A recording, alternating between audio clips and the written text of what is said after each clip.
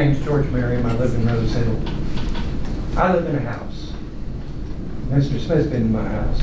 I live in a fairly nice house, but I represent a landowner that's looking to put rental properties. We're looking at putting tiny cabins. He's willing to put the money into them to bring them up to code. But if it's, as he said, the square footage, the windows, all that kind of stuff. The landowner I represent, he's willing to be able to put that kind of money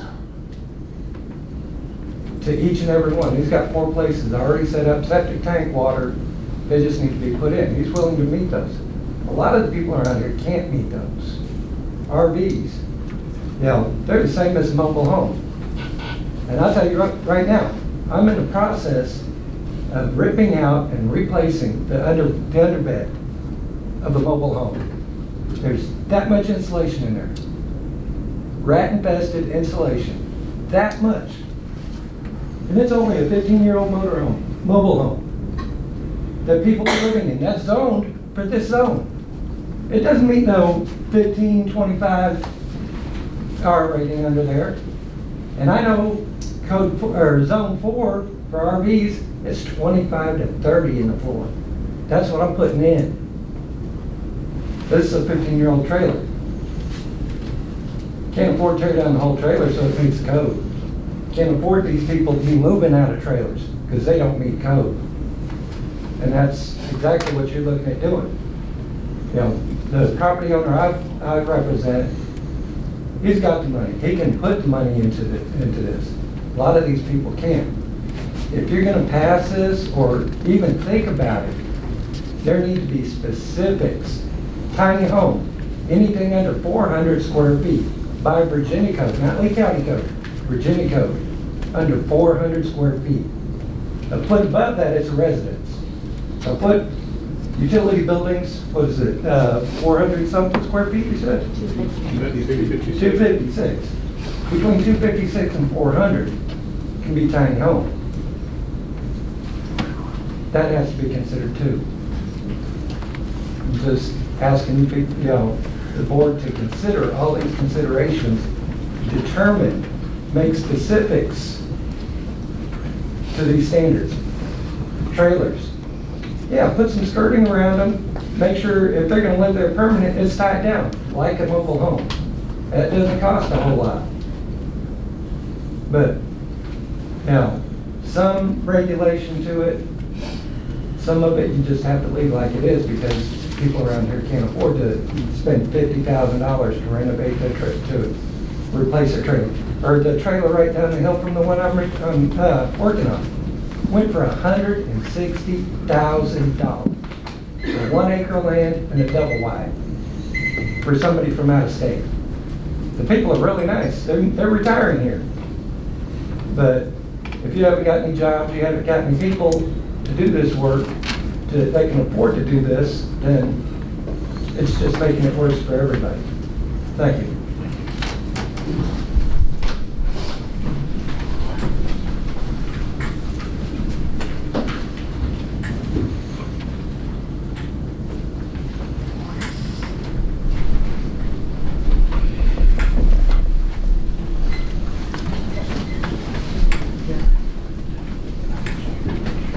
My name is Vicki Shelton. I'm from Rose Hill.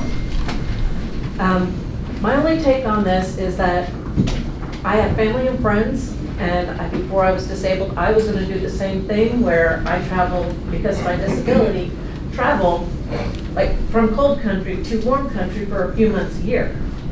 Why would I buy a house on very low income when I'm going to go back and forth? Have to go back and forth. There are many people that do this. They're called snowbirds in Arizona. They come down from Payson and everywhere else, come down to Phoenix. They live in their RVs.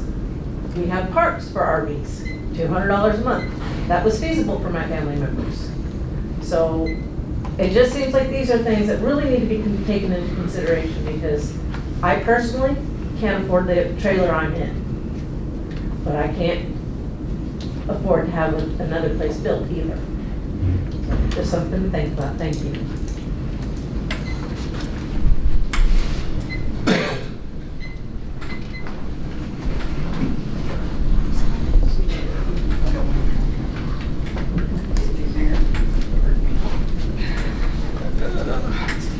Hi, Charmin Marion, Rose Hill again. Yeah, that's the family over there. My thing on this is, like my husband said, between 256 and 400 is considered a tiny home, which has its own set of building code, right? Well, it gives some. But it's not very clear. Not very clear yet. Well, it gives some things that you can get by with that the regular code wouldn't allow. Right, because a tiny home is not a stick-built dwelling. It is a stick-built dwelling. It's not site-built on permanent foundations, so you bring it in, you put it on the foundation like you would a mobile home.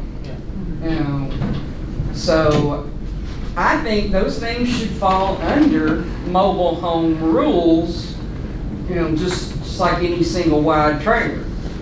And this seems like it needs to be something that needs to be shot further up the chain to change the Virginia code, which means I would say maybe y'all could get together and ask our representative, state senator, whoever, get that going to get the state code changed so that you can make an actual coherent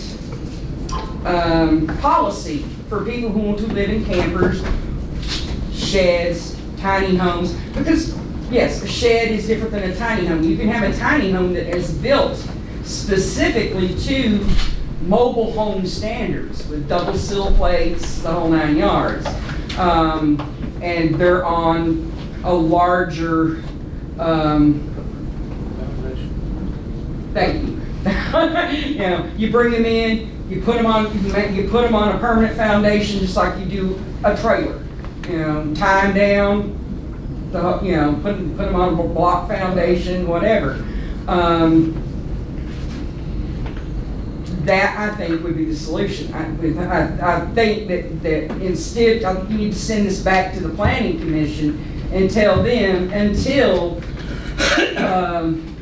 there can be better guidance because of the impact to the citizens of Lee County, the numerous citizens of Lee County who will be, you're talking about people getting displaced. We already have homeless people. I mean, we have homeless people in Rose Hill. Help them. You see them every day. They're just, they got nowhere to go because they can't afford anything. A couple of them because they can't treat anything right, but that's beside the point. But yeah, I think this needs to go back to the commission and have them, or you guys get together, shoot this up the chain to the high, and try to get the, get us on the national standards like Tennessee and Kentucky, so we don't lose out. Like they were saying, we've got people that are moving away, not because they don't want to live here. They love it here. It's beautiful. This is the most gorgeous place in the world. It's the reason we came back here. I grew up in Dryden. I joined the Army. I left. 20 years later, I came back. And we live in Rose Hill. So, I brought my husband. He brought his sister. I'm just bringing the new blood in. You got to try to help me we got to not lose any of the old blood, okay? So, yeah. Thank you. I think that's what we need. Sorry. Good evening. My name is Jeff Taylor. I'm from District 5, St. Charles area. I'd like to say that I had a good seat here, and I noticed that some of the board are more attentive than others. Some of you are actually paying attention. Some of you seem to be preoccupied with probably a cell phone or something. You're not really paying attention. But I would say, I would hope to venture that you guys are moving because someone else has brought this to your attention. And I would say, there's a quote in the Bible that in Jess says that sufficient is the evil of the day.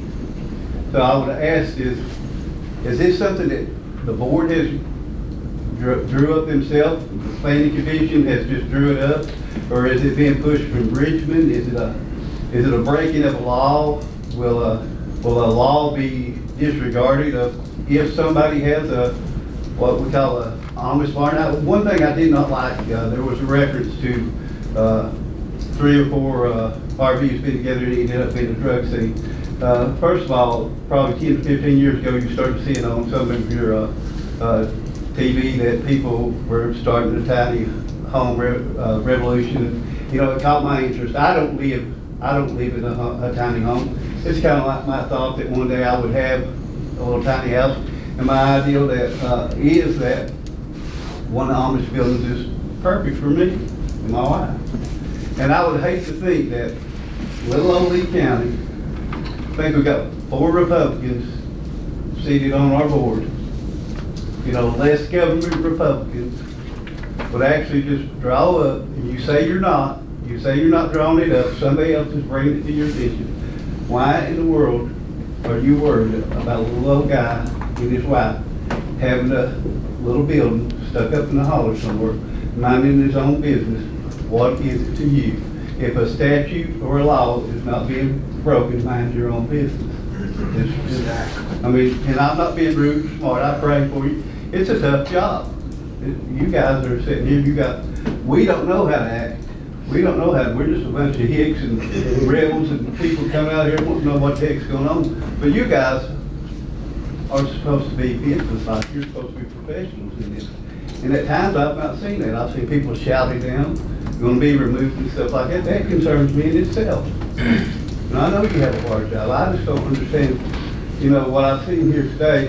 But if a law or a statute is not being broken, leave people alone.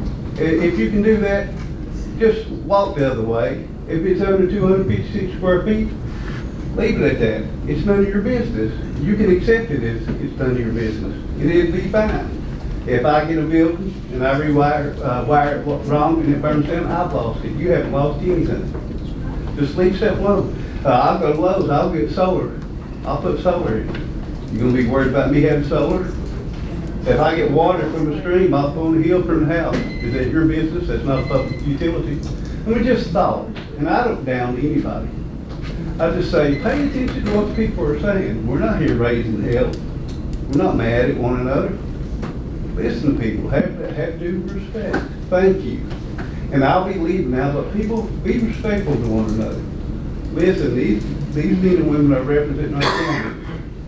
And look at this, you represent yourself when you get up here behind this mic. Thank you. I'll be leaving. I pray for all of y'all. I love y'all.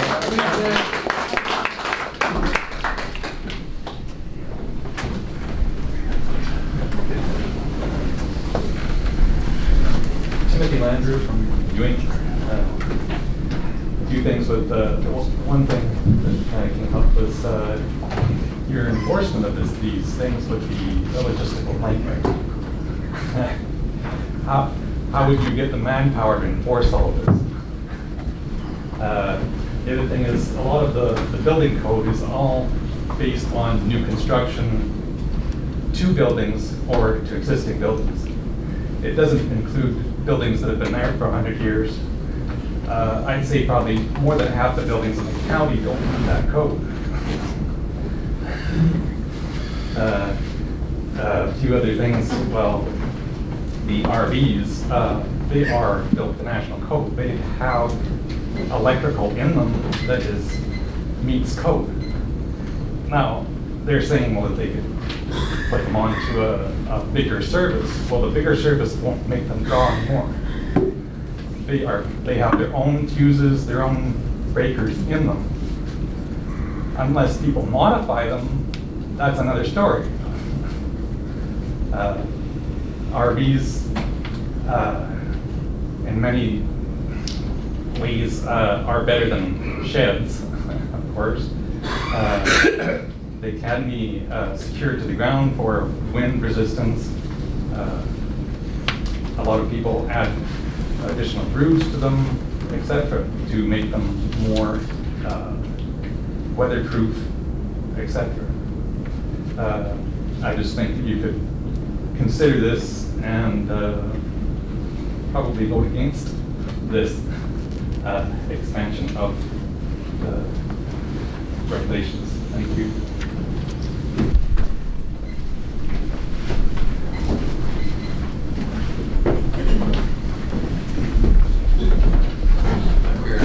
After he goes, you can go. You can go after him. No, I don't need to. Oh, I thought you were, okay, I'm sorry. I saw you raising your hand. Sorry about that. I'm Ronnie Miles, ain't that way. You know, I pay my taxes. I pay my house payment. I own my place like this in here. And whatever I want to put on my property, I should be able to put it on there, which I have a camper on my property. And it has electricity and it has sewer. And if I wanted to live in that year round, that would be up to me. The way I see it. You know, like I said, I pay my taxes. And I take care of my place. And if I wanted to move another camper in, for somebody else to live in, that should be up to me. Like that young man said, I do carpentry work. I worked on trailers. I worked on campers. I worked on houses. There is no difference between a single wide trailer than a camper. Or a double wide as far as that. Some of you double wides are built better than others, but now we're working on a single wide right now that has 2x2 walls. Ceiling is 2x2. A camper is made, some of your campers is made stouter than that. But mostly campers are made out of 2x2. But you can get them made stouter. But what I'm saying is there is no difference between a single wide and a camper. But the part that gets me the most is somebody trying to tell me what to do on my own land. I mean, if you want to buy my place, or whoever it is that's coming up with this stuff, I'll give them the price. If they want to buy it, that's fine. I'll move to Tennessee. Because I've lived in campers. I lived in a camper on the lake in Tennessee. I was over a campground. I lived there half of the year. And it wouldn't bother me a bit to go back, because I like it. But I'm not angry over that. The main thing I'm angry over is if you get started telling us what we can put on our property, as far as campers go, what comes next? I ain't allowed to have 2 vehicles sitting in my yard, or, yeah, I'm not trying to be smart. I think that we're letting the higher one try to tell us more and more what to do with our own property and try to run it the way they want it to run. And I just don't believe in that. If we own it, we should be able to do what we want with it. Amen. That's all I got.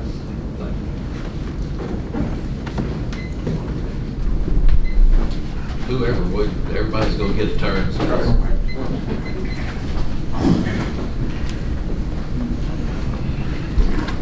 My name is Mike Parsons. I'm from Stone Creek.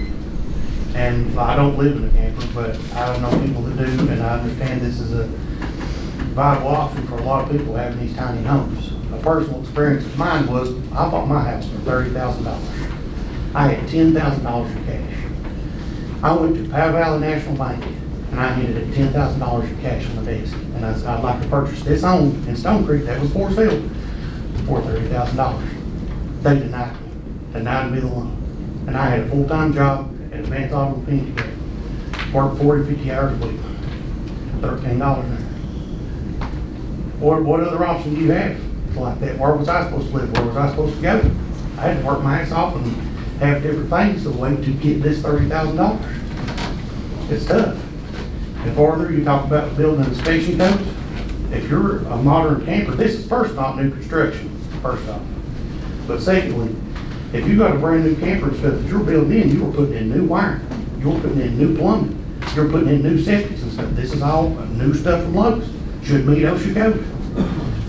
These old 100-year-old coal camp houses grandfathered in, you can't tell me that that ain't built a little bit better than this stuff with rotting in floors, rotting out roofs, plumbing goes in the creek.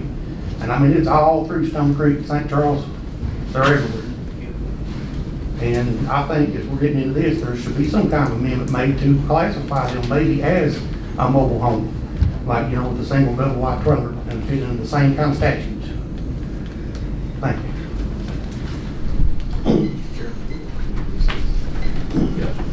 Let's take a, well, we got three more back here that's got their hands up.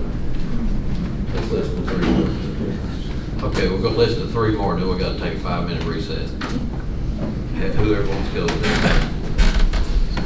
My name is Danny Harris, and I live in Jonesville, Virginia, and I like to agree with this man back here. I think if we work and bought our property, that we pay our taxes on it, and we take care of our property, we should be able to put whatever we want on our property and do whatever we want to do with our property. I don't think, nobody has a right to tell us what we should or shouldn't do with our property. That's my thought on that. I don't think it's right.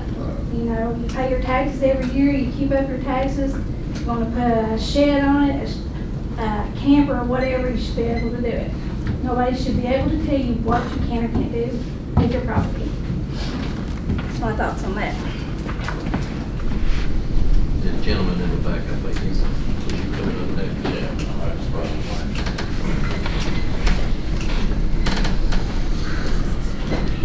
Malik Tanzil Khalid, American citizen by blood and by birth. I'm sorry, I heard Malik, but I didn't hear the rest of it. Malik Tanzil Khalid L. I heard about this meeting. I don't do politics. What you guys do is your real thing. But I heard about the meeting off Facebook, a Facebook post. And when I read the post, or when I read what was in here, I was surprised because of that one word, intended. Okay, buildings intended for something. So then I questioned who's being paid by taxpayers' dollars, has the power and authority to determine what I buy and have bought, to determine the intent of it. How many people have purchased a butter knife and used it as a screwdriver? Is that the intent on which it was sold, to be used as a screwdriver? Does the intent of an item change with the possession of the item? So that now that she has it, does her intent override the intent in which I gave it to her? People come up here and they're saying, I hope, we ask, we pray that you'll do this or do that. I think they have it a little twisted. As taxpayers, we pay your salaries. We don't work for you. You represent the people. You're supposed to bring to others above you what we said. And yeah, I look around and damn, I'm outnumbered. But you know what? I'm just as much American as he is, as any one of them. Yeah. And when we pass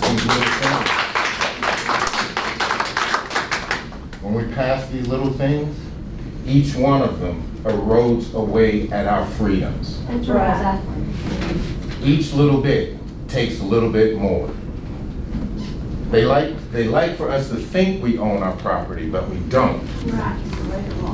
Because we had to register, and it's on a deed. And that deed lists us as tenants, not owners. All right? Some people, they don't recognize that. But that's why the taxation is able to do what it does. Okay? Determining how someone gets to live And then this 90-day deal, the 180-day thing, okay? Somebody's gotta go to this property some kind of way, right? And present this documentation. But if I'm not mistaken, and I carry the Constitution in my wallet, okay? So if I'm not mistaken, the right of the Fourth Amendment declares the right of the people to be secure in their person, houses, papers, and effects against unreasonable searches and seizures shall not be violated. For any official to come to my property demanding information, I see that as a direct Fourth Amendment violation. So now how are you going to contend with that on a federal level? Not only civil, but if you don't know your rights, we don't exercise them, we're going to lose them. So I'm not here to ask you to vote no on this. I'm not here to plead with you. On my behalf, I don't want it. I don't want it. And I found it strange. This is the first time I've ever been at a council meeting. I find it strange that the first issue, if I may, the county waste thing, went on this rigmarole about voting or not voting, or maybe we should, maybe we shouldn't. But the second one, you voted on it like that. Is there something going on we don't know about? This is all public, right? So all these minutes are public information. So we can do a Freedom of Information Act and request the minutes and all this kind of stuff, correct? So what are you not telling us? What are they not telling you? Because I'm sure there's other organizations up the chain. What are they not telling you that you're not able to tell us? You know, we want to know. And like I said, I try to stay out of this stuff because, you know, I'm just trying to. Well, I can answer some of that. It's not necessarily just one or the other. Sometimes we have to speak with legal counsel before we make a decision, you know, in a closed session to see if it's perfectly legal, the route we're taking or the route we're not taking. So that's why we have legal representation. Well, I wanted to, that's my piece. I wish more people were here. I really do. Because like I said, it erodes away at our freedoms. And I'm only gonna take so much. You know, I carry the Constitution in my pocket. I'm a firm believer. Okay, I am the militia. Simple with that. So, thank you. Appreciate your time.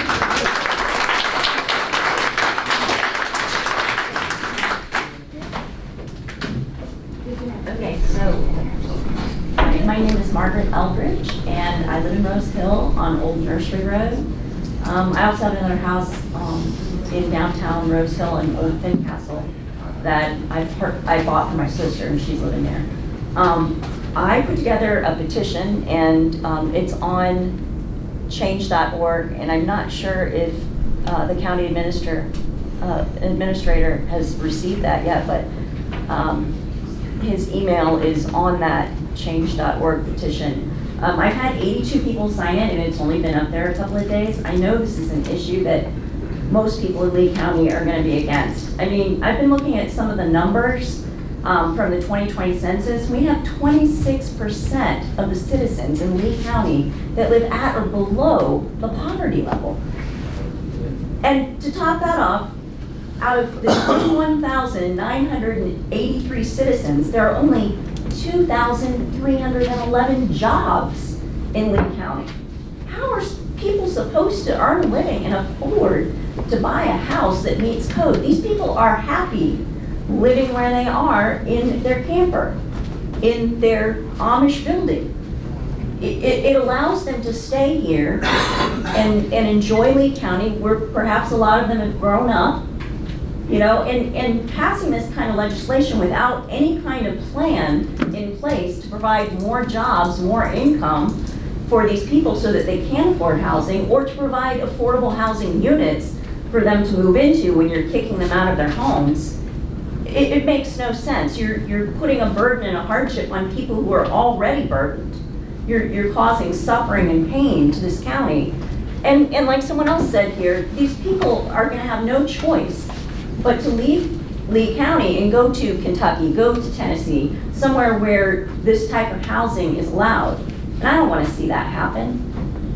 This is people's home, they should be allowed to stay here. So, I mean, if you're considering passing this amendment, I would just ask that you table it until there is a plan in place to provide more jobs where people can earn a living wage, and more affordable housing, so that people have somewhere to go when you tell them that they can't live in their camper. But I look forward to seeing how many more signatures that petition will get, because it is still up there. If you're a member of the Lee County News Group, there's a link there. And you can just go on change.org and search for that. You can search for that petition. And I encourage everyone to go and sign that, so that, you know, everybody is aware of how many people are against this. Thank you. Okay, we're gonna take a 5 minute. I just want to say one thing before you guys cut out or whatever. You had the same opportunity to read this at the same time I did. If it was in the Powell Valley or it was on their webpage, that's the first time I saw it. And we have not met, we have not discussed any of this, and we're not trying to pull the wool over anybody's eyes. And it's, you know, I don't agree with that either. I think there needs to be some language changed in it. Say we had an event like they had over in Kentucky with all the flash flooding, there's people over there gonna be living in whatever they, a tent for a year. But they're allowed to though, right? They're Yeah, allowed it's to live legal. in whatever in Kentucky, but we can't in Virginia, right? Yeah. But, you know, we don't make those laws. I know. We just have to live by them, you know. And as far as somebody mentioned something about getting it changed through the building code or whatever, that ain't never gonna happen. You can go to Richmond and camp out the rest of your life, and they're not gonna change it. That's all I But have if to we're a say. self-contained community, do we have to enforce it? Huh? If you live off grid. Self-contained community, do we Okay, have to enforce it? we're gonna take a brief 5-minute recess, so you can talk. You don't own anything, like he said. You don't own anything in this life. Nothing. You pay for it for your entire life. Mr. Leonard, Larry, Charles, Sidney, Robert, all of you. You don't own anything. Your name's on the record downstairs, on land, everything, but you pay tax on it till you die. So you don't own anything. I'd like to know who's on the planning commission. Who knows? That's public information, and we should be able to find that out. Dane can probably tell you. Yeah, when Dane comes in, we'll ask Dane. Okay. He'll know everybody. When something like this comes up, that planning commission should be here to answer questions. Why are they planning this for this county? Our population has dropped, I think, 3,000 some since the last census.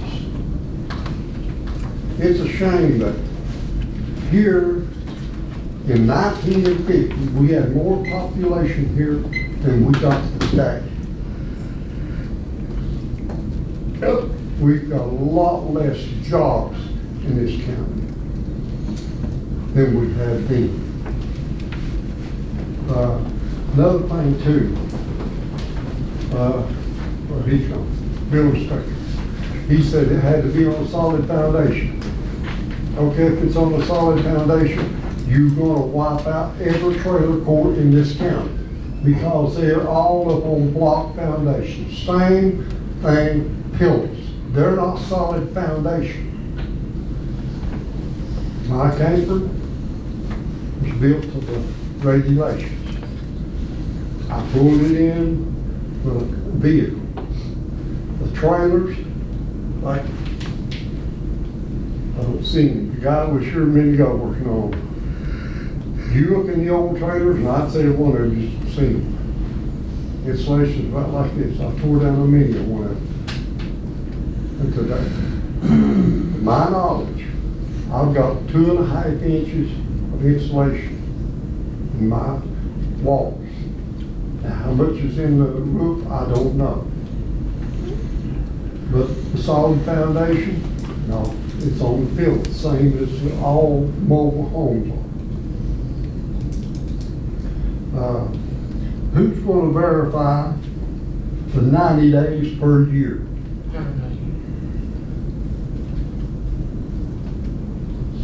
I don't think anybody can answer that. I don't think here, says up on the request of the representative, who's that representative gonna be?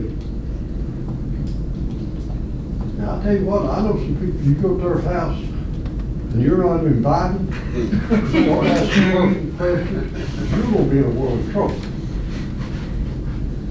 Okay, says who's gonna oversee the temporary occupation fees? You got somebody gonna come every week? Charles, you gonna come every week? No. I doubt it. See, you, Robert? None of us. So, to me, I called Charles the other night. Dang, I called Dang. I told him, you're gonna have a bunch of mad people. And like the one lady said, she gave up a 4,000 square foot house. Living into a camper. It's not necessarily that all people want to live in it, because they're downsizing. You need the same square footage you needed in your house when your kids was home? No. You don't. So I'm requesting that a vote be taken and vote no. Thank you. Dave, can you answer the question of, you weren't in here, Mr. Freeman asked who was on the planning commission? Who is on the planning commission? Yeah. Just a second, I'll write them down so I know. Well, I'll make sure I get them. There you go, bud. In order. You can come on up while you write down.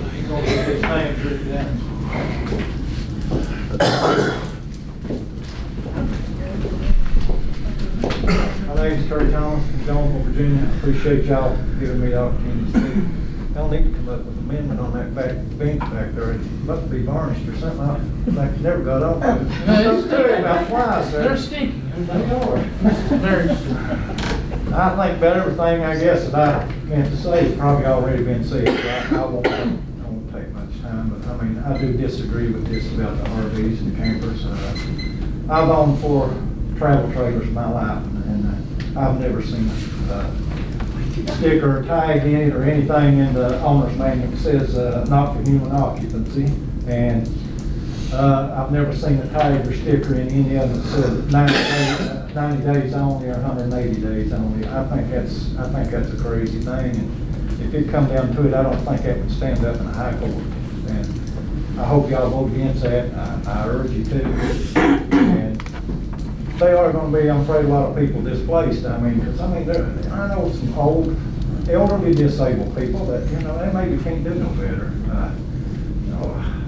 Houses are high, rents high. There have been times that, as I'm getting older, yes, I thought about maybe getting me a big motor home and traveling a little bit, but I can't travel every day, any guys just do. Well, it's got it. Yeah, I gotta set it up somewhere, and I mean, I don't want somebody come to me and say, you're 90 days, but them things cost a lot of money. But I do appreciate y'all giving me a chance, and I would like to look, something maybe a little more important. I'd like to see public water down where I live. I live on a paved road, and I know a lot of people in Lee County's got it, but I don't have it yet. Where you live? Cedar Hill Church Road, down below flat. Thank y'all for giving me time to speak.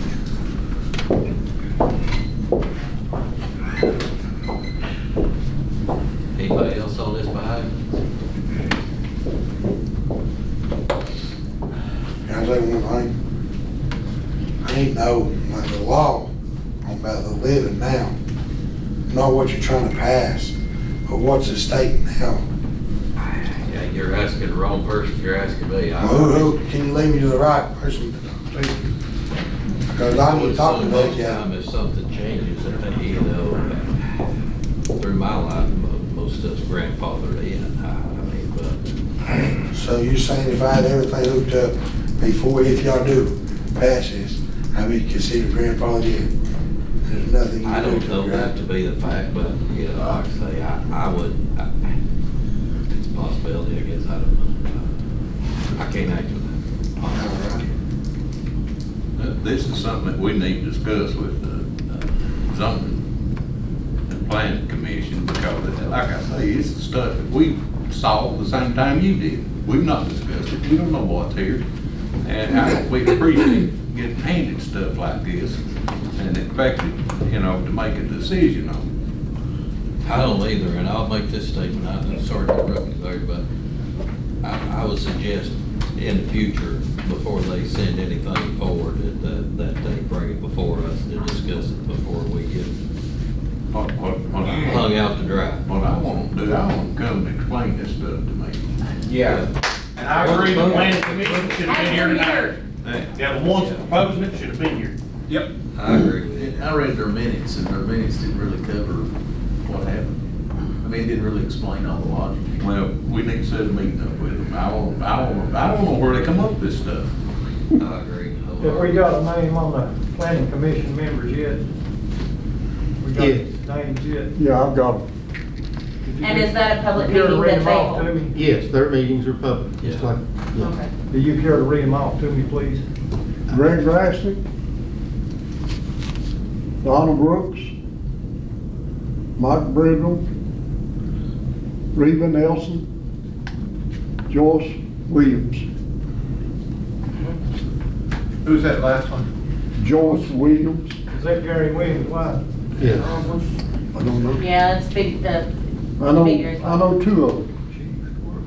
Mr. Chairman, to the point about getting blindsided, I'd like, what are your all's thoughts on us just having a rule in the form of a motion that nothing like this gets advertised in the future unless we say we want it advertised for public hearing? That's what I was getting at just now, yeah, I'm okay with that. I mean, unless it's routine, I get it, but if we're talking about changing the ordinance before we pay the money to advertise for something I think is gonna be voted against anyway, we need to put our blessing on it. Well,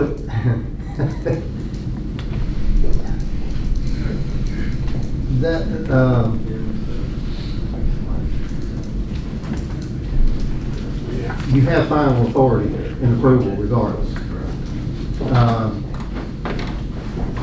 But as it's written, and I'd have to check state code, and see how it mirrors the zoning ordinance. But I don't have a copy of the zoning ordinance here with me tonight. But there are three ways that matters move on the issues as far as amending the ordinance. It is, and that can be a zoning text amendment, that's an amendment to the ordinance, anything that requires public hearing actions. Those are initiated per the ordinance, they're initiated either by the Board of Supervisors. Even if you initiate it, it still has to go to the Planning Commission to start. The second way it's initiated is through the Planning Commission as they review the ordinance itself and see changes that they feel need to be made. And the third is from property owners' requests, either for zoning change or to add a text amendment or something for a specific use that they're asking for. So it will take more than just saying tonight we want to make a policy. That will take a change in the ordinance itself to where they would not be able, and you would have to specify and define what are issues that they can move forward, which I would assume special use permits and things like that the public applies for. You would, say go ahead and send them on up. But you would have to define at what level you want things to have to be pre-screened by the board. But if it's pre-screened by the board, it prevents the whole public public hearing process of taking public comment on that to begin with. Because if you tell them, pre-screening, we do that all the time. We make a motion to advertise for this and for that. We do that all the time. I mean, I don't see any reason. They can have a conversation with it. They can vote on it. But before we upset the whole community and have a 2-hour hearing over something that's probably not going to pass, we need to say, yes, we want to advertise that. Or, no, we've got more questions, or let's send it back to you for reconsideration. okay, so anything, all I'm saying is give a definitive description of what they have to send to you. For anything that's not time sensitive, such as this, which was not time sensitive. Okay. Before it gets advertised, the board should vote on that by majority vote on whether or not it is to be advertised. Or they could have put out something to the public to, on that behalf and have. They held a public hearing, on it. They advertised for 2 weeks and held a public hearing on it, just like you're doing tonight. before it Exactly what came was forward in to you. there? Pardon? Exactly what was. Yes. Can I make a suggestion? You talk about advertising and stuff, to put it out on social media. It goes out on Facebook. That's 90% of where everybody. It goes out on Facebook. Newspapers dead, news on the TV's dead, nobody watches that stuff. We- It all comes out Facebook, Twitter, Mr. Kolb, Instagram. what group is that it's progress on? Because I'd It's like to follow that. under Lee County Board of Supervisors. Okay. I didn't know that was a page. I always go on like Lee County happenings, Lee County news, stuff like that, but I did not know that there's Yeah, I didn't specific know that groups they for had a that. And they're Even on always, the sheriff's group page, I see that. they're but I don't always see- posted on the county website, Okay. What's it which called? is www.leecova.org. That's the Goes county on the Lee website. County website. The Yes. Lee County COVA, that Lee COVA. Leecova.org, that's the county website. But normally, most people don't normally look at that. Is that advertised every month, every week? Anytime there's going to be public hearings, that will be posted on our website 2 weeks before the board meeting. The board meeting is always, the regular board meeting is always on the third Tuesday of each month. And if we have public hearings scheduled, those will be posted 2 weeks prior to the board meeting. Okay, the only reason I found it because of early voting, I scrolled down and found it on that leecova.org. But most people I talked to had no clue about any of this. And they're also advertised, and they're required to be advertised as legal ads. And we don't set the font or the size of the ads other than just the description that we, put in there over it. But we're required to post it in a newspaper with circulation in the locality, which we use the Powell Valley News. And it goes into the legal ads, which is what's required by state code. See, most people got the free paper until they stopped. So a lot of that stopped unless you buy one of those papers to know what's going on. Right. That means I would like for you to buy all kinds of newspapers. Okay, let's get back to business. We've been here 2.5 hours on. So back to the point, I make a motion that we not allow any advertisements for anything that is non-routine coming out of the planning commission and for nothing that's time sensitive unless the board votes to advertise it, our board. Second. Okay, got a motion and a second, all in favor? Aye. Any opposed?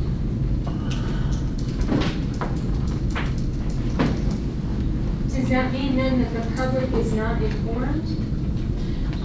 We would be informed if they didn't have Okay, any more we gotta get questions. back to business, we can't, I'm sorry, but if you all wanna have a conversation, you're gonna have to go out in the hall. We got a lot of business to tell you to take care of.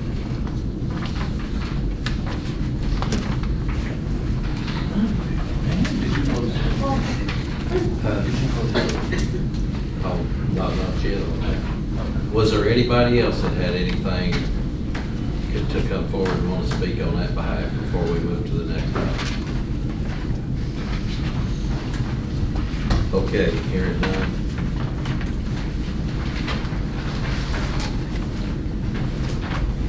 Okay. I make a motion that we table this and that we call a meeting with the planning and zoning commission, whoever's responsible for it. And give us some information on it. And, like I say, that I don't like the way it works. And first of all, I don't know how you would ever regulate.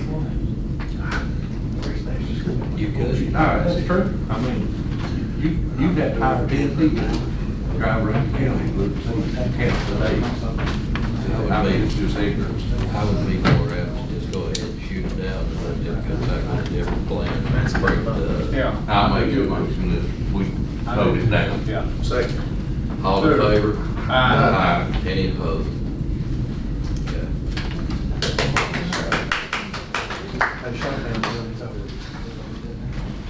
So, I'm gonna say this one more time, just so everybody's clear. I think maybe you all realize now that we hadn't seen any of that stuff either, or went over it. So, when there was people come up here and almost made this, they didn't come out and say it, but they almost made a statement that we were trying to hide something from somebody. And it's not the truth. I mean,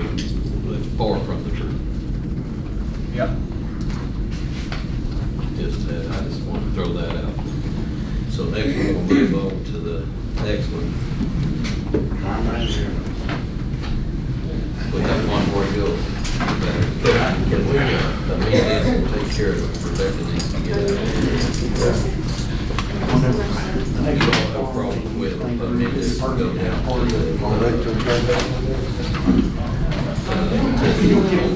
and take care of the Lee County PSA. That's what I understood that was about. Y'all okay with that? Okay, I need to amend, the agenda. We're gonna go down to old business and take care of B, the Lee County PSA ARPA funding request. And then after that, we'll go back in order where we blew it off. So it'll be under old business, Lee County PSA ARPA funding request.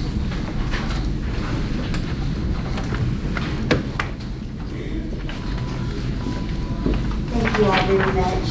I'm Rebecca Crawford, Deputy Director with Little Wisco Planning District Commission, and just wanted to give you a couple of updates on a couple of water projects that we have going on in Lee County currently. One being the St. Charles Water Project.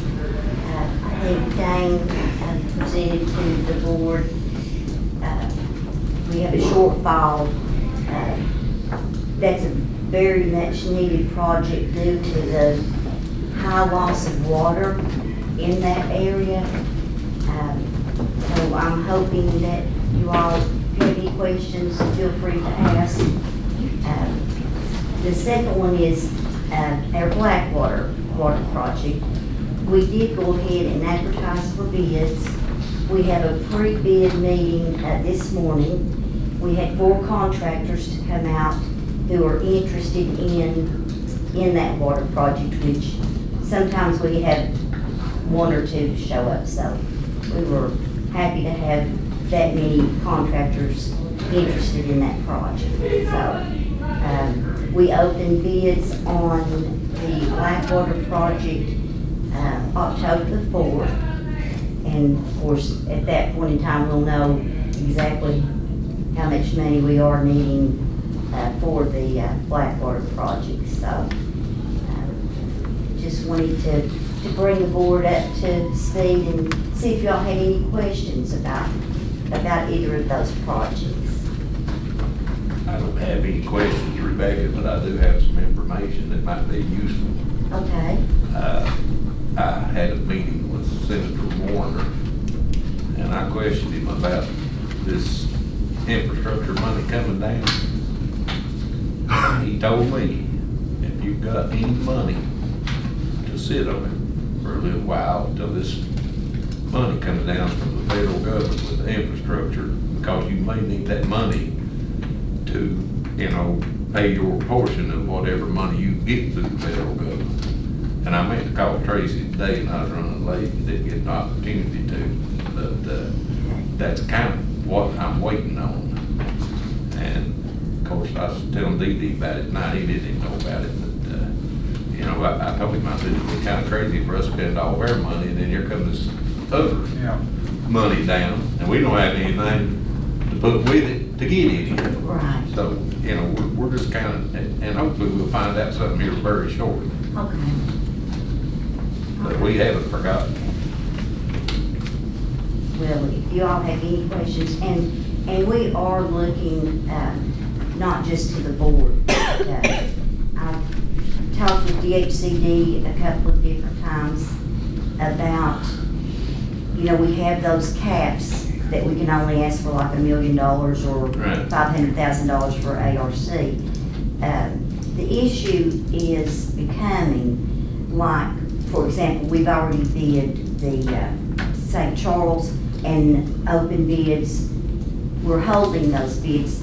The contractors are only holding bids a certain period of time. Right, I understand. And of course, that, how that prices keep going up, but. And timing's everything. It certainly is. So, but do you all have any other questions about the project? But I will follow up and see what I can find out. Right, that would be great. When we possibly can get it to move forward with this, because I know they're all needed projects. sure if you can let us know something, that would be great. I will. Okay, thank you all very much. Thank you.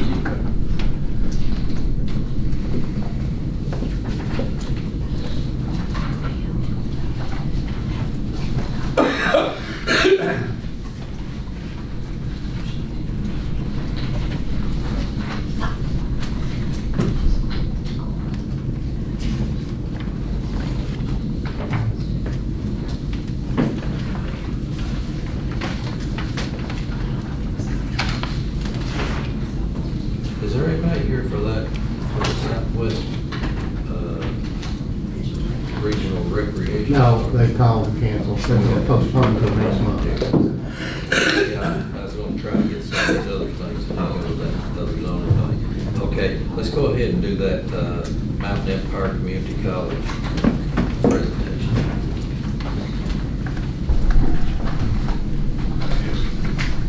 Good evening. I'm not Dr. Westover, I apologize. My name is Amy Greer. I'm the Vice President for Institutional Advancement at Mountain Empire Community College. And I'm going to apologize right off the bat. I think it's past my bedtime, my brain's not working correctly. But I'll be happy to answer any questions you have about Mountain Empire. I provided a packet for you all to look over. We have an initiative that we're working on called the Mountain Empire Community College Promise Program. And I'm going to make this as brief as possible if it's getting late. So I'll be, I guess, I'll worry about your time. So the program is to guarantee every high school graduate in our service region 2 years of tuition-free community college. The reason that we are asking for that is, there are several reasons. Workforce development. We know that we need a workforce in our area, but we need a skilled workforce in our area.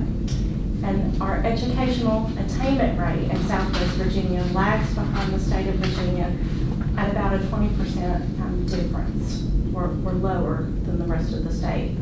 If we want to compete against other areas of the state for a workforce, then we need a skilled, trained workforce in our region. Several months ago, we were approached by the Jean Ann Foundation. They're based in Charlottesville, Virginia. They were created out of the sale of the Bristol Herald Courier almost 20 years ago. That foundation was interested in investing in potential workforce programs in Southwest Virginia. They came and visited the college, saw our power lineman program, our welding students, our nursing labs, and they really liked what we were doing.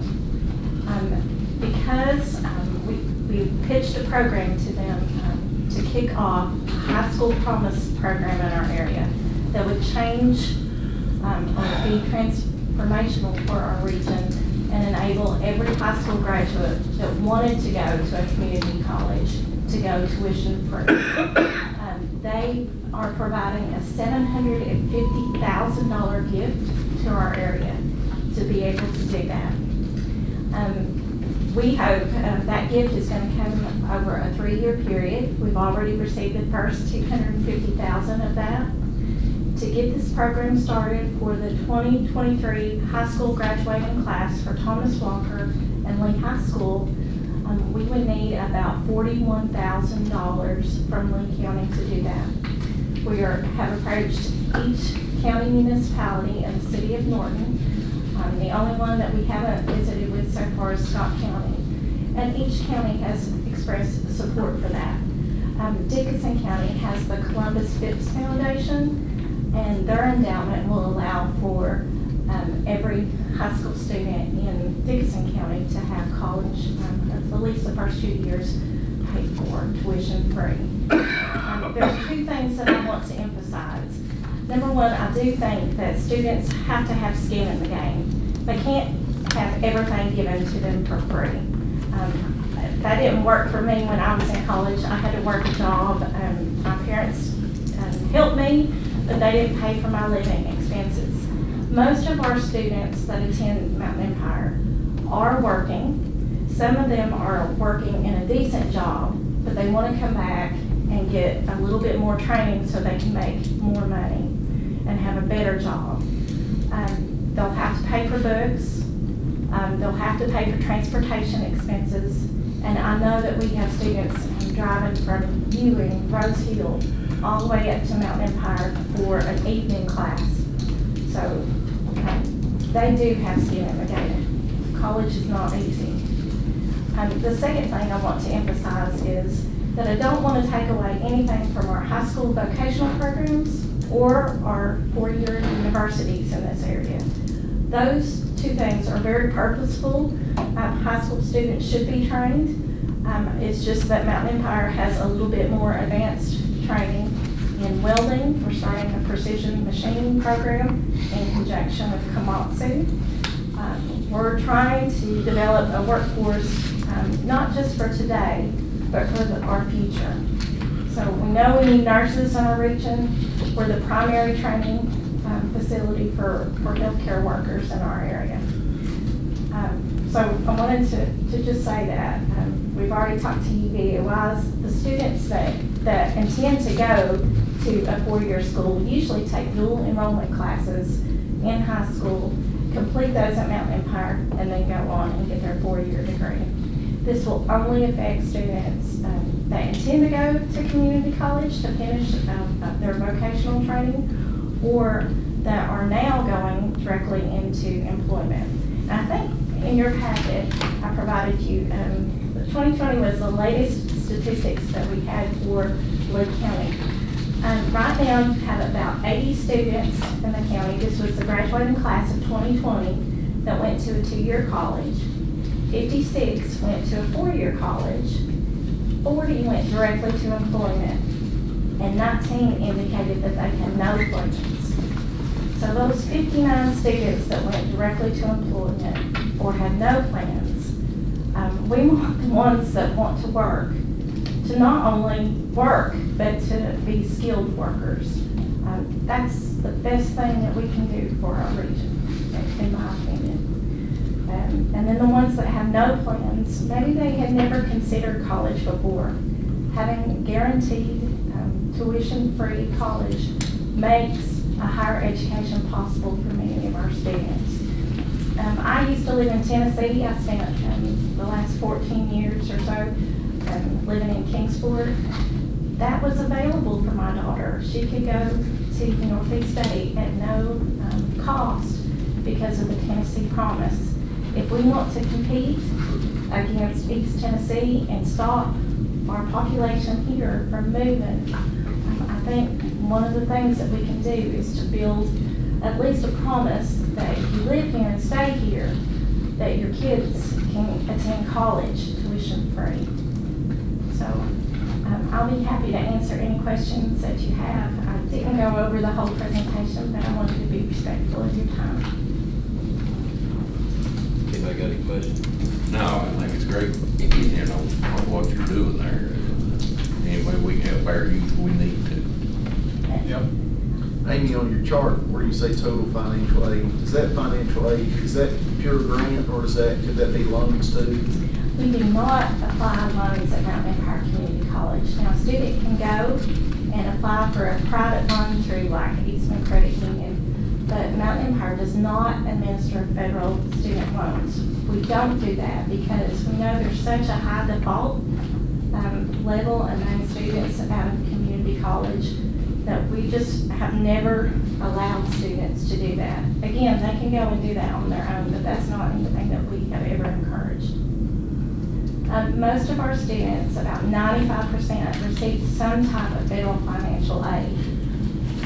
What I believe is that most of the students that are going directly to employment are doing that because they need the money to live, right? I mean, maybe college is not an option for them. Their financial status will probably enable them to receive full financial aid through the federal government. That's not student loans, that's a Pell Grant.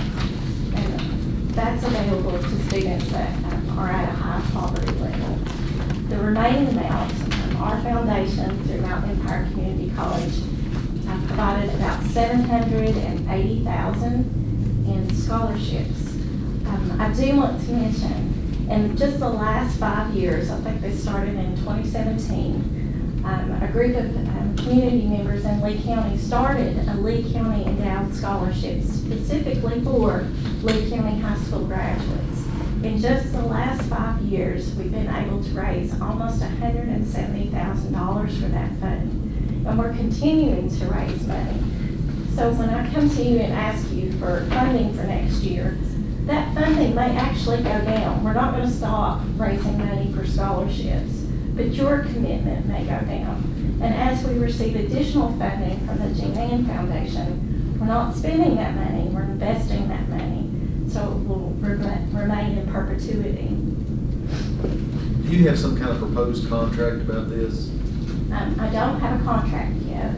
Certainly we can, if it's written into your budget for 2023, and that's what I would ask for, that's why we're approaching you now, we can certainly do some kind of MOU if you would like to do that. Okay, so you don't need an answer now? No, absolutely not. We would just ask for your consideration. I think Mr. Poe mentioned that the not lottery, but casino funding has to be spent, or some of it could be spent on education. And we would like for Lee County to consider spending a portion of that and invest it back into your high school graduates for community college education. Any more questions? Okay, thank you. All right, thank you so much.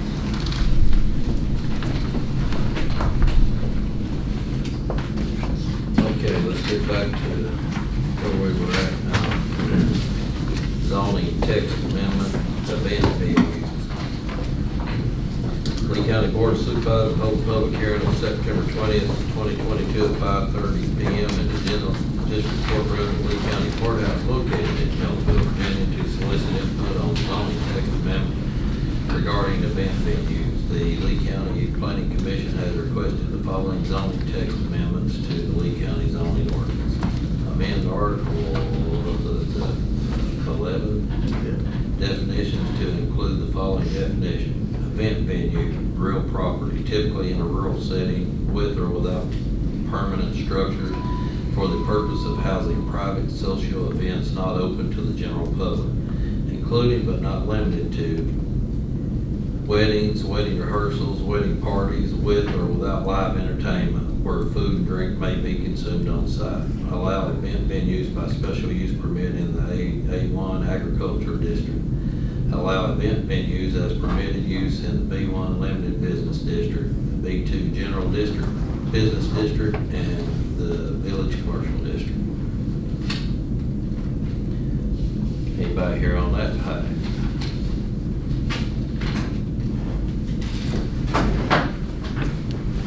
I have a question about it. My name's Amanda Herb in Jonesville.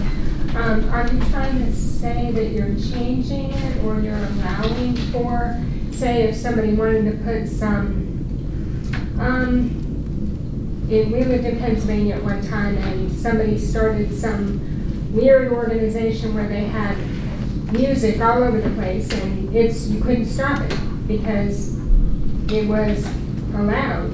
There was no ordinance. Are you trying to say there's an ordinance we're trying to put in to allow this loudspeaker of music or somebody doing something like that? This would be, right now, in the zoning ordinance, an event venue is not actually described. Now, there are other entertainment businesses that are described. This is, again, considered what you see in a lot of areas, and this may need to be refined and defined a little better. One thing I've already noted is it does not say in here that this is for commercial purposes. That, in other words, this is a rental type thing. It's an event venue that is rented out. And I had a call on this from one of the gentlemen that was here earlier tonight about this. He said, well, what if I want to hold a wedding in my barn? Can I not do that? And I said, I don't think that's what this is addressing. This is addressing event venues that are there commercially to be rented out and rented to different people. In that case, you know, we're looking typically at weddings or private parties, things like that, where music could be involved, but yet, if the music goes beyond what you would consider normal for an event like this, that's something that would be, could be reported for disturbing the peace to the sheriff's office or something like that. That's what I was questioning with that when I saw that, because they did have loud singings and everything else they were rock music, and it was near a church, and people, you know, lived in that area, and they were being kept awake at night and everything else. And that's what I was questioning when I heard that. That's all. I may be misinterpreting this, but it's to me that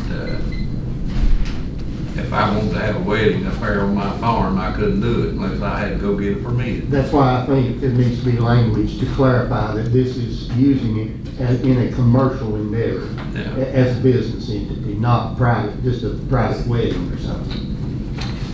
My issue with it is that it doesn't say anything about, what's that called, industrial, is it M2? Industrial zone? Yes, M1 and M2. For example, down on the western end of the county, you've got that rodeo arena down there, all that stuff that goes on there outside. I think that that's M2 right there, because it's right up against that quarry. But I think that they should be able to apply for special use permit in M2 also, which a lot of that up there around my office and stuff is M2, even though there's not necessarily anything going on there. I mean, a lot of it's just woodland that's M2. And mineral overlay. But Typically, everything up there that's M2 has either been a mining operation with a cleaning plant or a coal tipple. That's about the only ones that are classified M2. I think we had talked some a while back about some areas in Dot. Some of that's not associated with the quarry, I think, is in that M2. I'd have to look at the map to see. I guess my suggestion is this: we change that to allow in industrial zones by special use permit.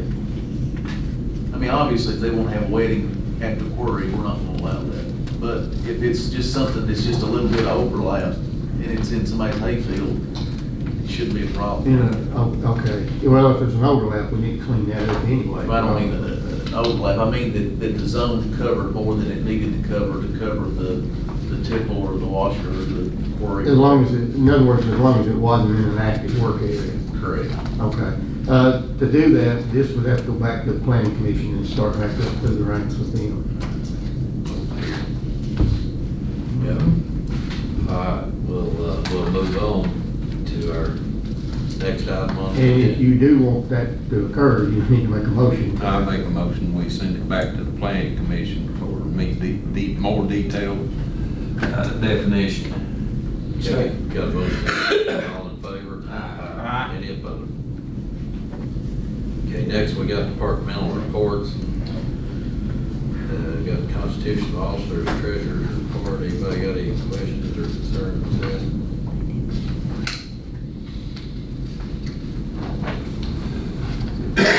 Okay, next we got public expression. Is anybody here for public expression, or have we about expressed out? Yes. Stood up to make a breakfast. It's getting time. I know you all want to go home. I'm going after this conference. I saw your wife reaching for your shirt there. She's one of the things I was rooting for. But, you know, when I was up here earlier, and Larry made the comment that we was, you know, having to find some money for the $11 difference in the tonnage. But on the other few pages, there is something back there, and we've been in here many times before over this, and I strongly urge some savings on that $11 a ton, what is going to be brought up later on at Jasper. It's in here. And I hope that something can be done over there where we're not paying for disposal of Lee, Wise, and Scott County garbage. And that's just my public expression, and I'm going to go and I'm gonna go home and stretch out in the recliner, but I hope that, y'all know where I'm coming from on the, later on in your, We're way over where. okay. I'm out of here. Go all the way down.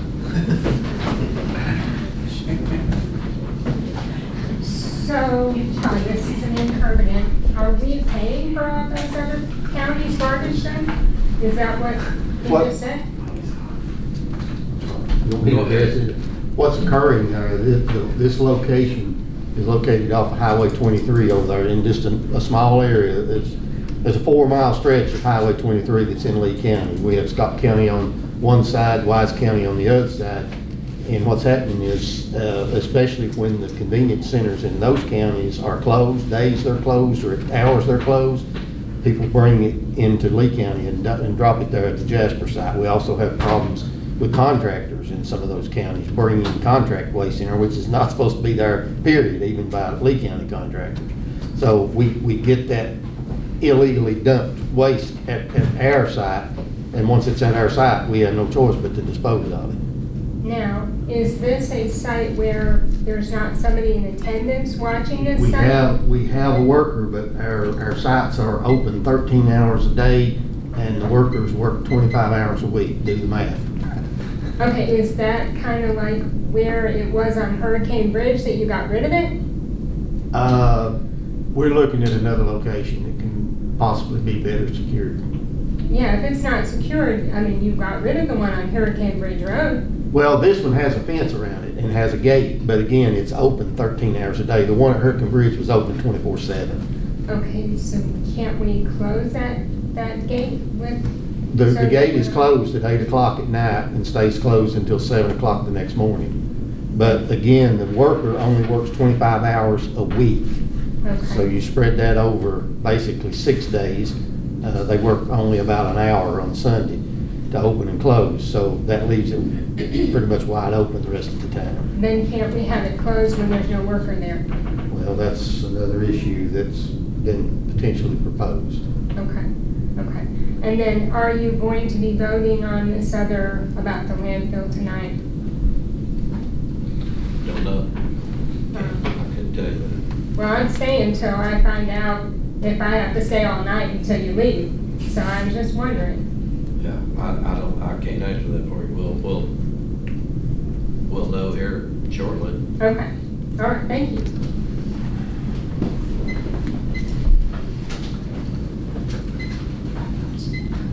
Anybody else? And you can't go again, Roger.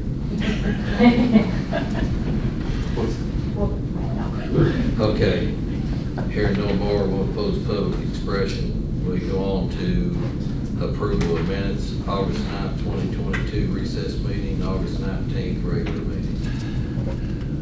Motion to approve both. Second. Got a motion and a second. All in favor? Aye. Any opposed? Next, we got approval of refunds. Motion to approve the refund of Peter and Winston. Second. Okay, got a motion and a second for the approval of the refund of Peter and Winston. All in favor? Aye. Any opposed? Okay, next we got payroll. County administrator reports all payroll warrants have been issued and approval of disbursements.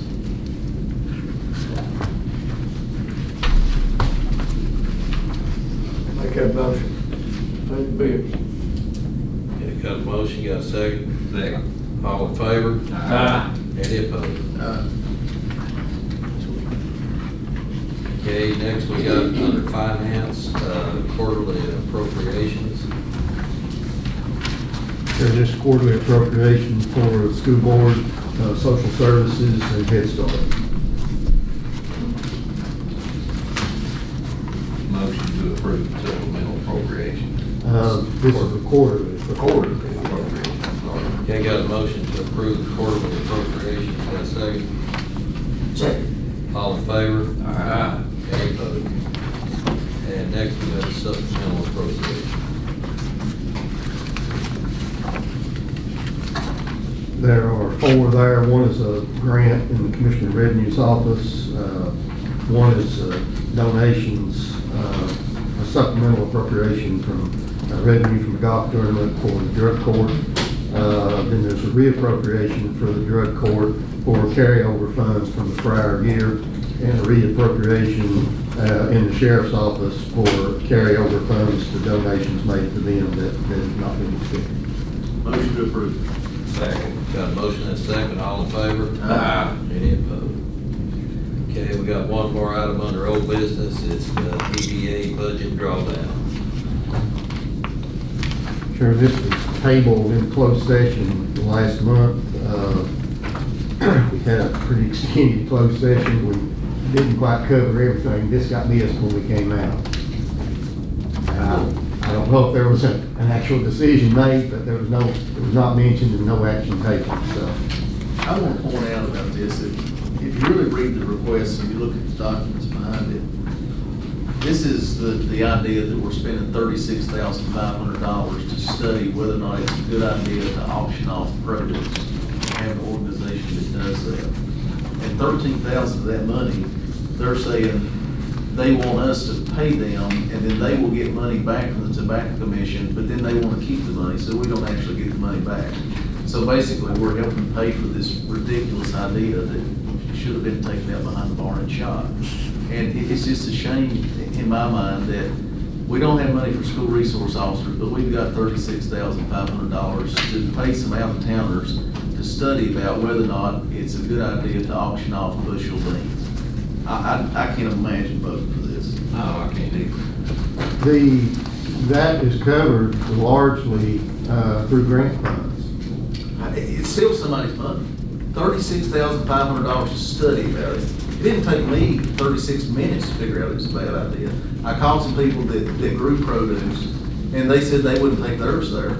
I mean, who do we think is going to auction off beans and corn? I mean, it was a terrible idea.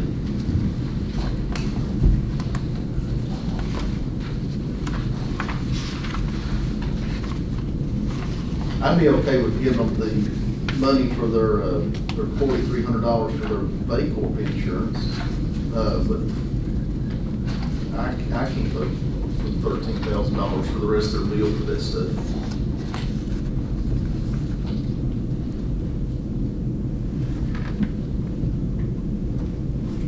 That motion? Yes. I'll second it. Got a motion and a second, all in favor? Aye. Any opposed?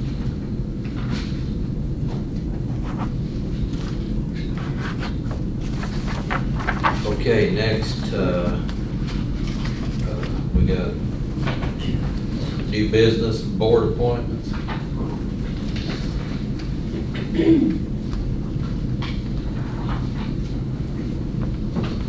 Who came off the tourism committee? Harold Hall. So I got a message this afternoon,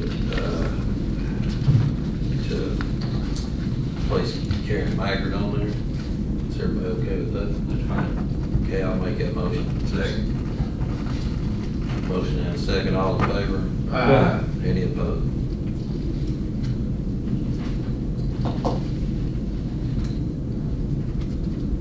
Next, we got Mountain Park Community College. We covered that. It's a board appointment. Is that somebody in mind that see? Oh, we already appointed one that I want. We appoint Christy Chris, or Christy, what is she name? Taylor.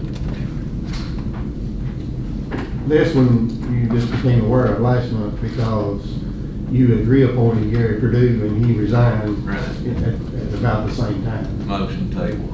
Second. Okay, got a motion table, got a second, all in favor? Aye. Any opposed? Okay, next we got, solid waste gravel truck.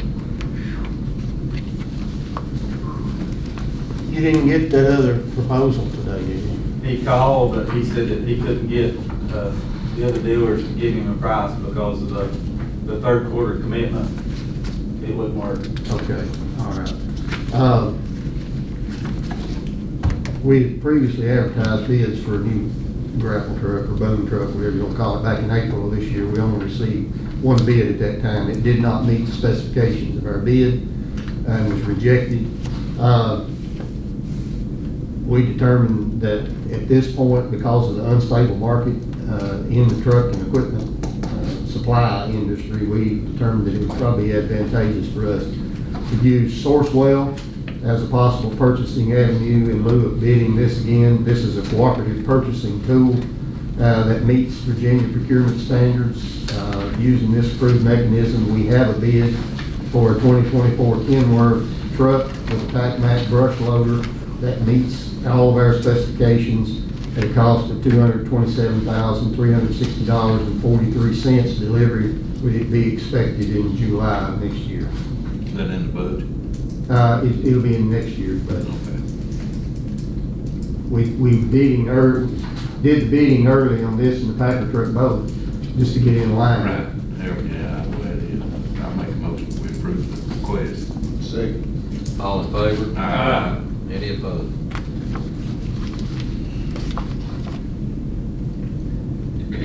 Okay, next we've got the Lee County Tobacco Fall Festival sponsorship. You'll be okay with the sponsorship instead of the regular $300? Yeah, I'll make a motion if we approve the featured sponsorship of $300. Got a motion and a second, all in favor? Aye. Any opposed? Next, we got a big welder for transfer station. I make a motion that we approve the purchase. Second. Motion and second, all in favor? Aye. Any opposed? Okay, we got the central garage addition. Just from what I read, at Vince's request, I think it's something we need to do, and at the cost, it's not that much. I agree with you. We'll make a motion to approve that. Second. All in favor? Aye. Next, we got Jasper Solid Waste Convenience Center. Again, we're having problems over there now with at least one barn. The fence has been damaged, trash is being scattered all around that area. We had enough problem as it was, but this is only compounding that. We also continue to see a lot of out of county, not of county, I'm sorry, my mistake, being brought to that site from Wise and Scott County residents.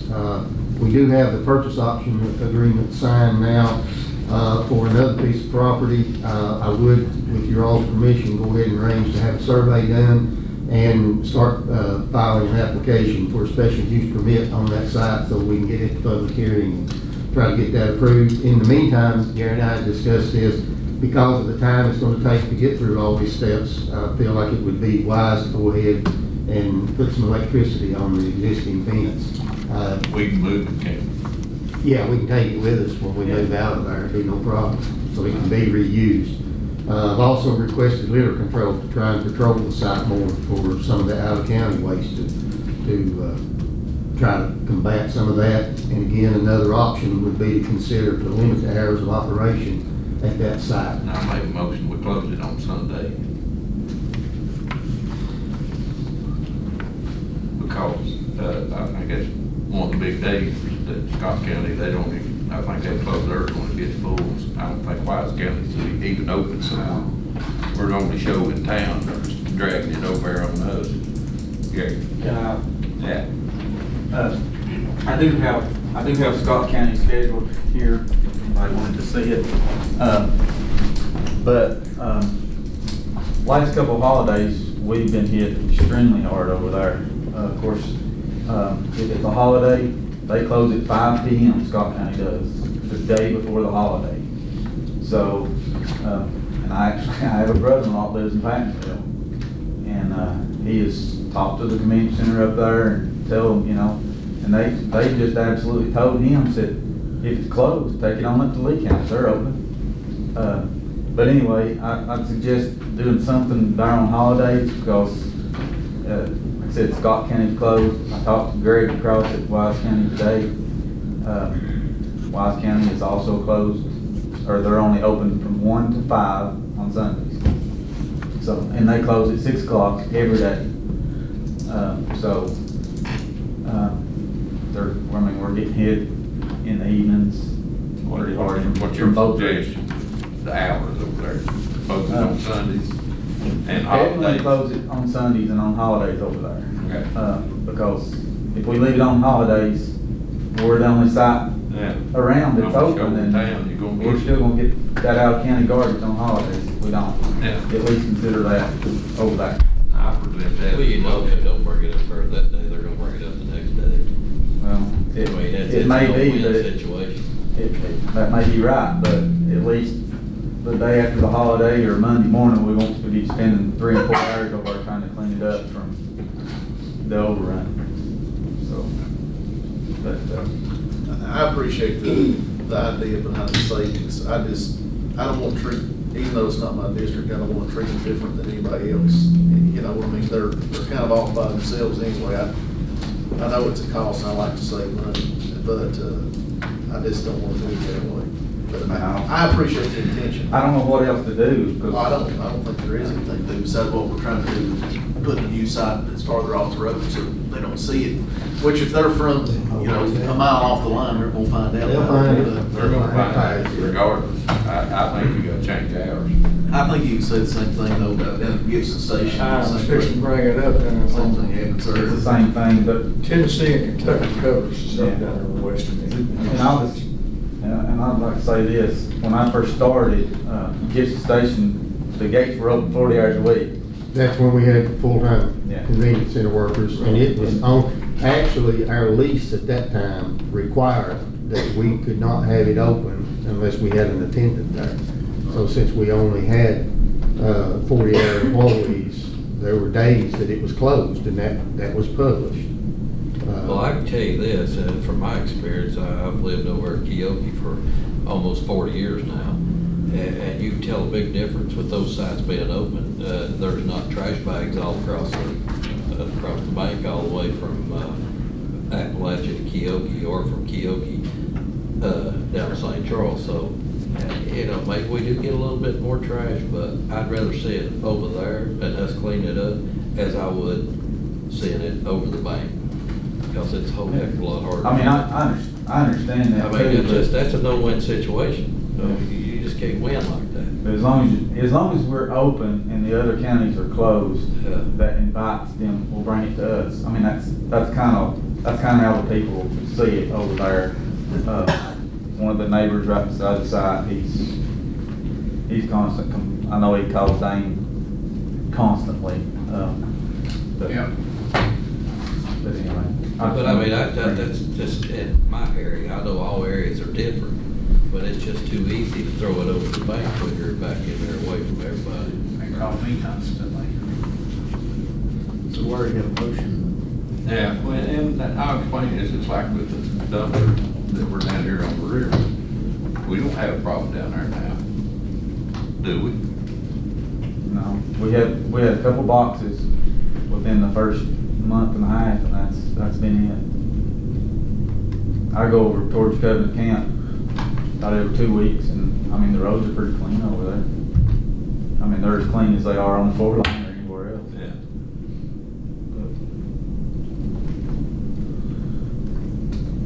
Just with the added cost, I mean, that's really more so I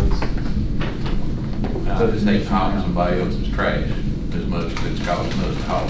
Yeah. But, and Gibson Station is the same way. It's got the, actually, what I was saying earlier, you know, it used to be that we dumped it once a week. Now we're dumping it 3 times a week. But it's so convenient since Dollar General opened up, people come from Tennessee, come over to Dollar General, or they come over to dump their garbage and then go over straight on to Middlesboro. College students. Yeah, That's cool. that is too. You know, the thing about it is that if you do change the hours, you can always change it back if it doesn't work. Yeah. It's simple. But if it does work, then you save some money. Fellas, I know I'm not supposed to, but if you was to close that, you're gonna have some police or litter control presence over there Sunday evening, or it will be piled to the top of the gate, and you can't open the gate. Am I right, Gary? Yeah. Probably will, but I mean, I know Dane's already talked to Alan about getting over to Jasper to enforce it. Well, if we're gonna close it, yeah, we'll have to do, an emphasis on that at least for a while, until word gets out that there's somebody there monitoring. Now, how long they'll continue to come by there on Sundays just to see if they can dump it there, I don't know. You know, if you show up 2 or 3 times and there's somebody there and you know you can't dump it, after a while, you're gonna get tired of wasting the gas driving down there from another county. That's me. So what's the proposal, to have him sit there all day on Sundays? What are you gonna do to give us restrictions? To close it would be the first thing, I think. I thought you were saying that somebody had, as I understood. He's talking about having somebody monitor. I don't think they have to sit there all day, but I think you're gonna have to have. You're saying if it's open to monitor? No, if it's closed, just for a while to catch people jumping at the gate, dumping there in front of the gate. With the litter control and. But not to do that continually. Now, what do you think the cost is, Gary, like, what do you think the cost is for the extra trash? Well, I mean, I don't know how many people there is that lives in Jasper, but, I mean, we're filling up more than 12 cans. I mean, they're running over 3 times a week. There's not that many people that lives in Jasper. But you're looking at, I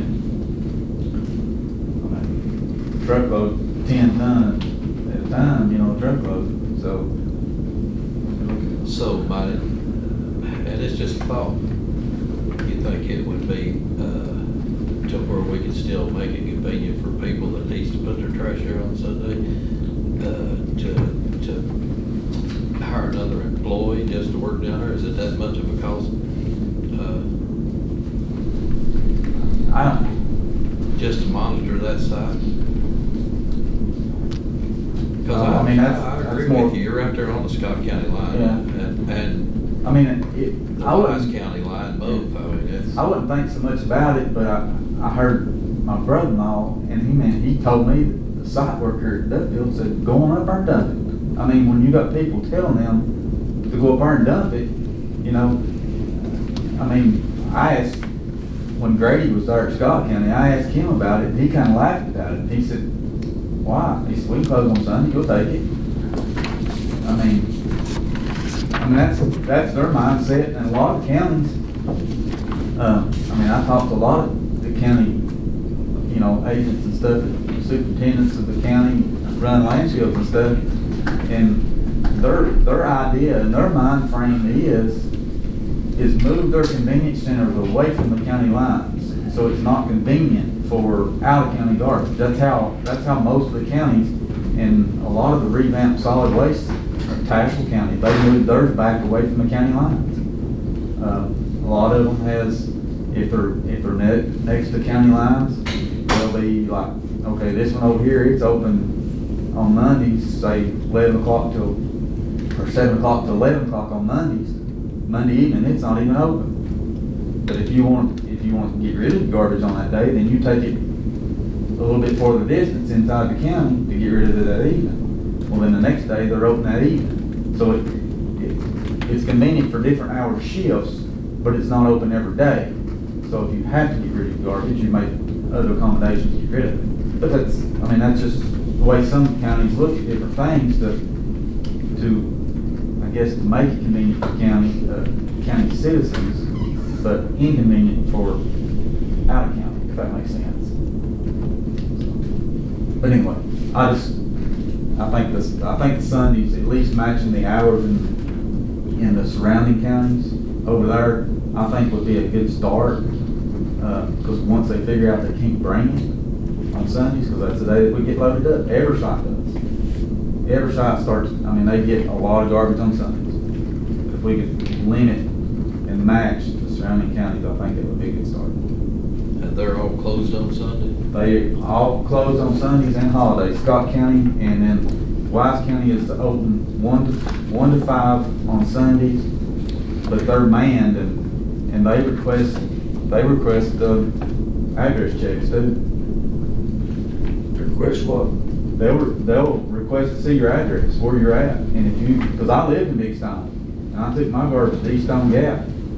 And I worked for Glass Machinery, but I had a vehicle from Glass Machinery, and if I drove that vehicle, they would not let me done, period.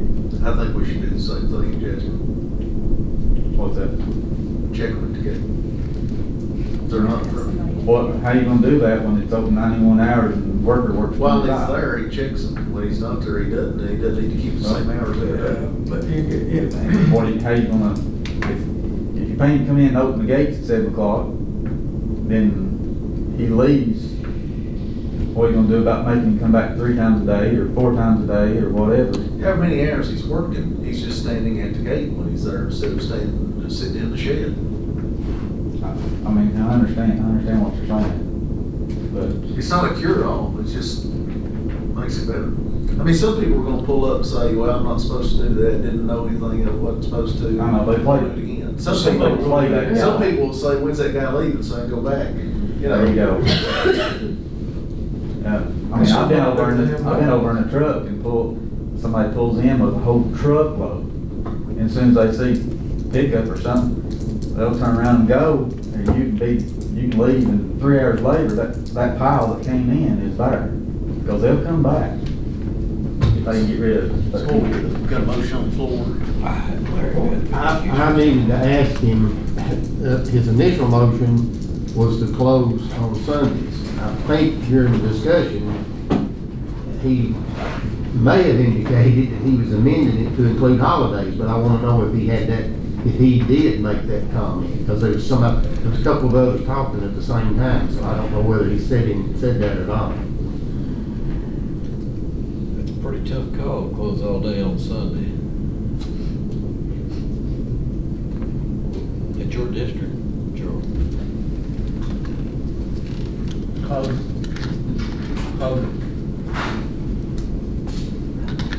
Sir, can I say one thing?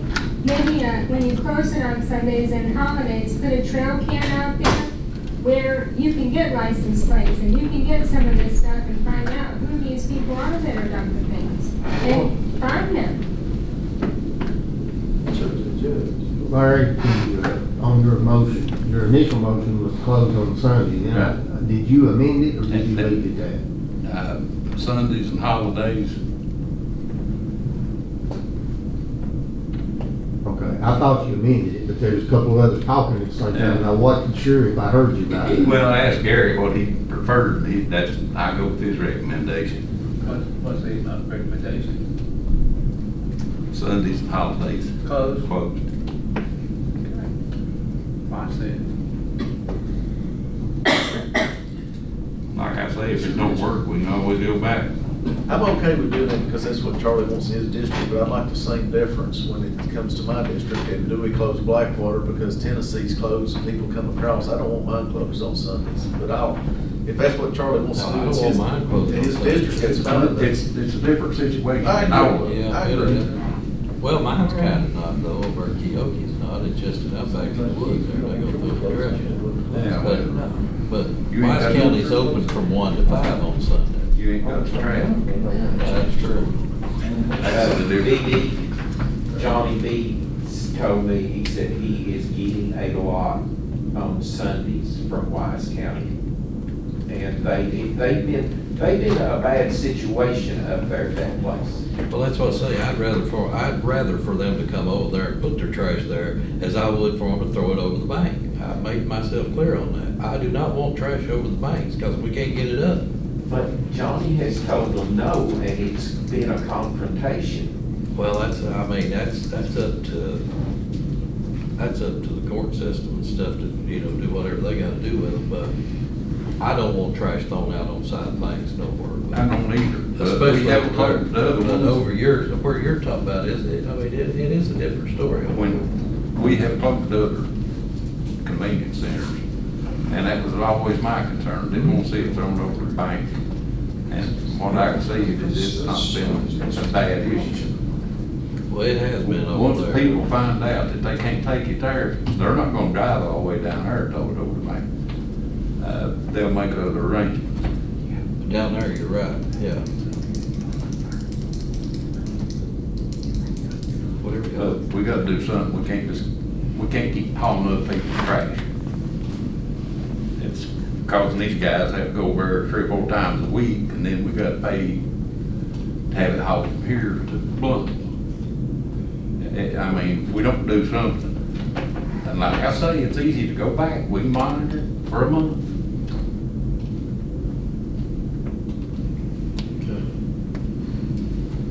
So did you get a second on it, Charlie? I made, You seconded? He motioned. I made the motion. One second. Okay, got a motion, a second, all in favor? Any opposed?